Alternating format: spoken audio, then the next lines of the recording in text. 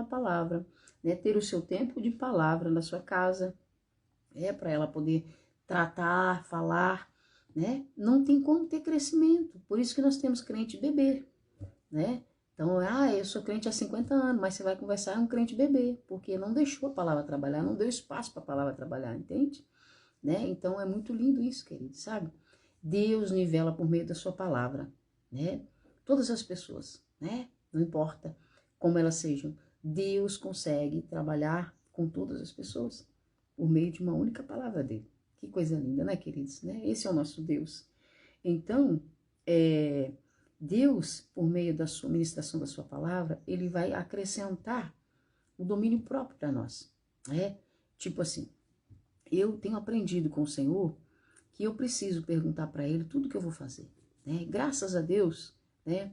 Eu tenho conseguido fazer isso, né? Se eu vou fazer alguma coisa que seja importante ou que não seja tão importante, eu pergunto para o Senhor. Mas, queridos, pessoas assim, que são muito de ação, sabe? Que tem atitude, depois pensa, sabe? Que a atitude vem primeiro que o pensamento. Precisa muito da ajuda de Deus, né? Eu sou uma pessoa assim, que eu tô pensando uma coisa aqui, tô falando aqui com vocês, já tô pensando 2, 3. Então, eu preciso do dobro de me debruçar na palavra. Porque eu tenho muito mais chance de errar do que quem pensa muito. Do que quem é calmo, quem pensa uma coisa por vez, entende? Como eu tô pensando 1 milhão de coisas ao mesmo tempo, eu preciso ficar muito mais tempo com a palavra. Sabe, eu preciso jejuar mais, eu preciso orar mais, porque a minha ação é muito rápida, né? Então, eu tenho a necessidade de ficar mais tempo com Jesus, sabe? Então, eu não sei, né, como que você é. Se você é aquela pessoa meticulosa, que pensa para fazer as coisas, que calcula, sabe, 300 anos. Eu não, querido. Se Deus me dá uma ideia, eu quero colocá-la em prática agora, né? Então, assim, eu preciso, né, me segurar, sabe, orar, né, jejuar, para que as minhas ações, o meu pensamento rápido não me atropele, eu morro atropelada por mim mesma, entende?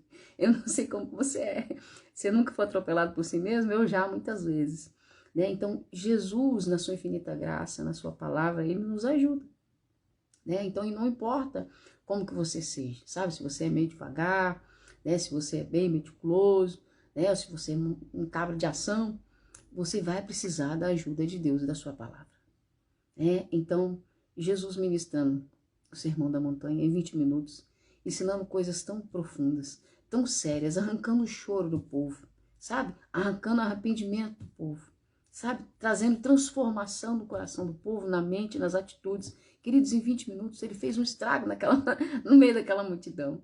Jesus é lindo, queridos, sabe? Esse é o poder da palavra de Deus, né? Então, em 20 minutos ele ensinou para aquele povo, os seus discípulos. Nós estamos aprendendo há mais de 2000 anos e não aprendemos 1/3 do que ele falou em 20 minutos para aquele povo. Você entende o poder transformador da palavra de Deus? Então, nós precisamos ter mais tempo com a palavra, né? Eu ainda por ser uma pessoa assim, muito ativa, eu preciso estar o dobro mais tempo com o Senhor, entende? Então, eu preciso dividir o meu tempo e deixar um tempo maior para a palavra na minha vida, entende? Né? Então, eu não sei como que você é. Se você é uma pessoa que gosta de pensar bastante, gosta de pedir conselhos, né? São poucas pessoas na minha vida que eu me aproximo para pedir conselho. Meu pastor, eu peço conselho. Minha pastora, né? Mas eu não sou uma pessoa muito de pedir conselho, né? Então, é assim, aquelas pessoas que Deus coloca no meu coração, ó, você pode confiar nessas pessoas, aí eu confio, né? Eu sou uma pessoa muito assim. Mas o engraçado é que muitas pessoas me pedem conselho.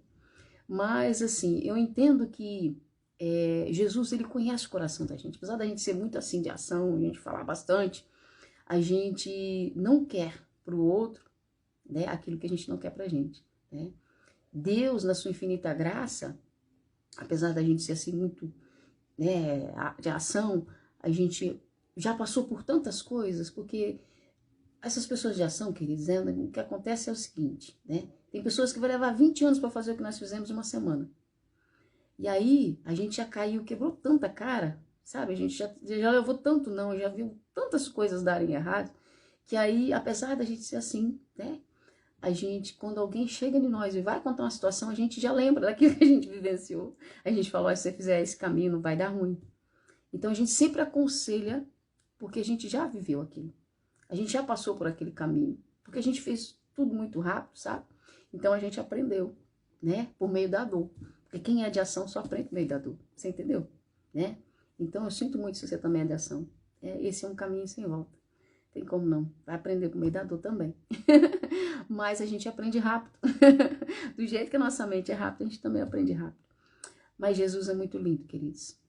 Então, Jesus ensinando, ministrando no seu Sermão da Montanha, ele ensinou essas coisas tão profundas, que já se passaram mais de 2000 anos.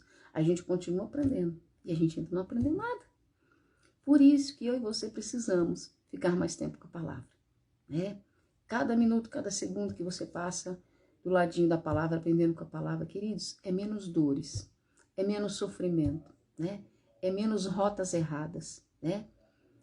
Você não vai querer cortar caminho, né? Quando você de verdade encontrou aquele único verdadeiro caminho que é Jesus, né? Você vai decidir também, se tiver no seu alcance, não permitir que as pessoas também sofram, né? E se enveredem por caminhos que não levam ao Senhor Jesus, né? Que não levam a paz, que não levam a alegria, né? Então, eu me esforço, sabe, para ser uma pessoa gentil, mas tem gente que acha que eu sou um pouco grossa. Não é que eu sou grossa, querido, eu sou verdadeira, né? Se você perguntar alguma coisa, eu vou procurar falar a verdade. Aquilo que eu não quero para mim, eu também não quero para você, né? Então, se você estiver fazendo algo errado, né, e se tiver a oportunidade de perguntar para mim o que eu acho, eu vou falar para você que você está errado. Então, muitas vezes, essa clareza na forma da gente expressar, as pessoas nos acham que nós somos grossas, né? Mas nós não somos grossas, não. Nós temos um coração bom, entendeu? Mas é um coração sincero, mais sincero, né? E a gente já vivenciou e já sofreu tantas coisas que se a gente tiver a oportunidade, né, de permitir sermos ouvidos, a gente vai dar um bom conselho. É aquele conselho que nós gostaríamos de ter ouvido. Muitas vezes nós não ouvimos porque fomos muito afoitos, né? Ou porque realmente não teve ninguém.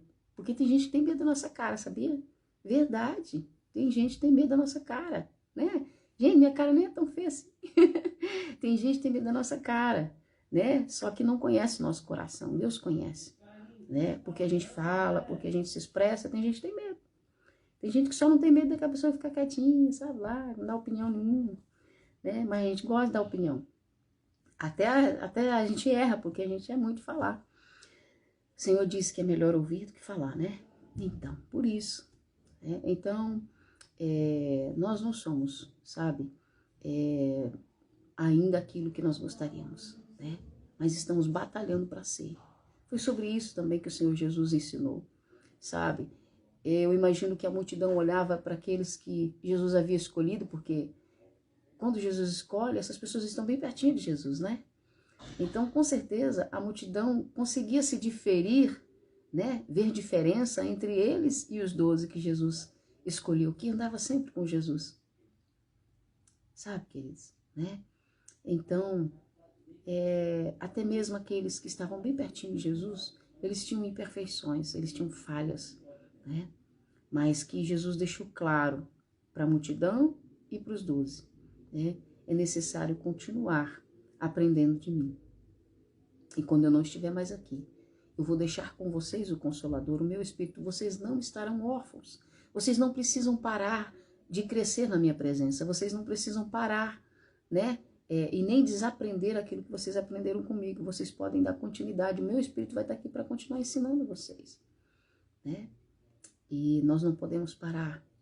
Mais de 2000 anos se passaram que ele se foi desse plano aqui terrestre, mas ele está voltando para cá, para vir buscar a sua igreja. E como nós estamos, né? Temos parado, né? Não existe mais o desejo ardente de nós aprendermos a palavra de Deus. Tudo que nós aprendemos da palavra de Deus é benefício para nós. Vamos sofrer menos, pegar menos atalhos, quebrar menos a cara, né? Ter que recomeçar menos, né? Então, sempre que nós nos dedicarmos mais à palavra de Deus e estarmos mais pertinho dele, como aqueles 12, né? A gente vai ser aquele povo privilegiado, sabe? Que, por mais que não eram perfeitos, estava bem pertinho do perfeito. E quando a gente está perto, sabe, da palavra de Deus, a chance né, quase 100%, né, de que tudo que você for fazer que vai dar errado, a palavra te avisa antes. Aí você vai ter que ser humilde para reconhecer que a palavra está falando a verdade, você tem que voltar atrás muitas vezes, né? Abrir mão muitas vezes, né? Rejeitar muitas vezes, né? Não fazer muitas vezes, obedecer com certeza a palavra de Deus, e aí você vai ter a sorte de não sofrer. Léo Mota, Deus abençoe, Léo. Então, Jesus era o ser mais manso, né, no meio daquele povo. Ele continua sendo o único manso, né, queridos? Né? O único de verdade manso é o nosso Senhor Jesus. Então, se nós precisamos ser mais mansos, né, eu preciso, todo dia eu preciso ser um pouco mais manso. Então, eu tenho que pedir ajuda para aquele que é o meu exemplo de mansidão, que é Jesus, né? Virtude que nos dá domínio próprio, né? Então, nós precisamos dessa graça, precisamos receber isso de Deus, né? De Jesus. Manso e suave, né? Glórias a Deus. Ter fome e sede de justiça também está dentro desse ensino, né? Do Sermão do Monte, queridos, né? E isso mexe muito comigo, sabe? Quando nós passamos por muitas situações em que nós fomos injustiçados, parece que isso aflora no nosso coração. Eu tenho grande dificuldade de ver injustiça. E não é nem só comigo, não. Eu não gosto de ver com ninguém, né? Eu não gosto de ver pessoas sendo maltratadas. Eu não gosto de ver pessoas sendo enganadas, passadas para trás. Eu não gosto de gente mentirosa. Eu não gosto de fofoca. Eu não gosto, sabe? Tipo assim, tudo que produz aquele senso de injustiça me dá uma ira, né? Eu não gosto, porque Deus não gosta da injustiça, né? Sabe? E nós, como seres humanos, nós praticamos a pior de todas as injustiças, quando nós pecamos e colocamos aquele que era puro e santo naquela cruz, né? Então, Jesus, ele faz um mesclar no nosso coração, né?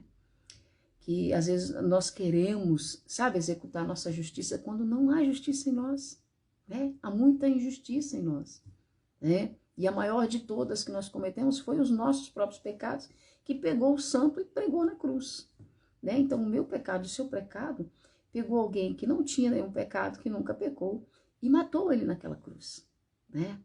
Então, sabe, é difícil até lidar com a injustiça, né? É muito difícil, sabe? Por quê? Porque não há justiça em nós. A gente se esforça. Então, assim, todo ser humano que não recebeu, né, a verdade daquele sacrifício de Jesus na cruz, ele está suscetível a praticar muitas injustiças.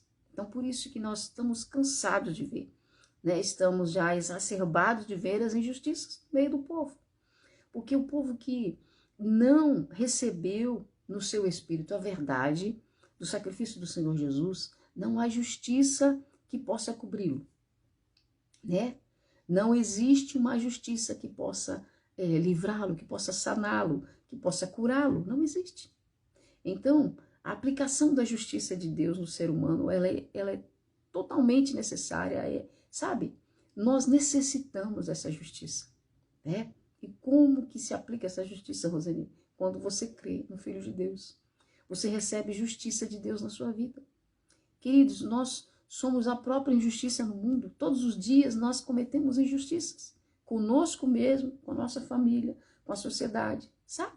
Pequenas ou grandes, nós cometemos injustiça.